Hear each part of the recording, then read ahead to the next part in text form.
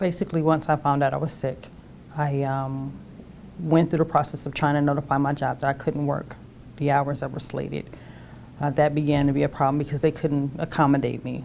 That's when I went through the process of using all my savings that I did have, using all the other things that were helpful to me at that particular time. Then I went through the process of having the surgery, notified my mother. She made the decision to move out to Virginia then also.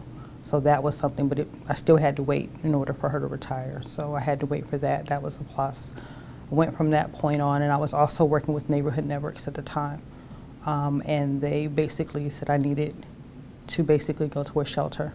Mm-hmm. And from that point, it was a very difficult decision to make the phone call. Because that's when you have to admit that it's something that you can't handle anymore. So I made the phone call and went over for the interview, the intake process, and she made me feel a lot better, more comfortable about the whole situation in general.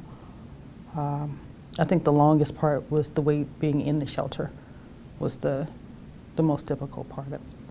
I was in the Fairfax County Family Shelter for 8 months, and then I got temporary housing provided to me by Reston Interfaith.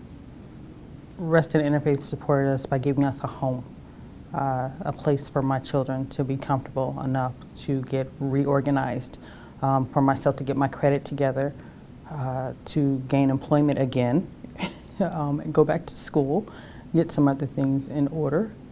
And it gave me a chance to regroup and get myself back in order, and for my children to regroup, which I found out was very, very important. I didn't realize that they had suffered such an emotional setback with going into the shelter and losing everything and, coming back out.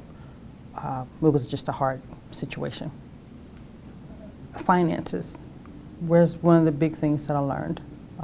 Having things in order, your credit, what that can do to you, how that can harm you, having a big medical situation like I did, which causes you to lose employment, how important a savings account is, how important protecting what credit you do have when emergencies happen, having a plan if you do have an emergency.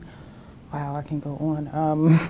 Just so many different things that they helped me reorganize and learn that I didn't have everything in order. And they helped me put everything back in order into a better perspective, basically. My hope for the future is I started a nonprofit with looking at the things that Reston Interfaith has done for my family. It let me see what was needed, what else was needed, what can I do after seeing how people were in the Reston Fairfax County area.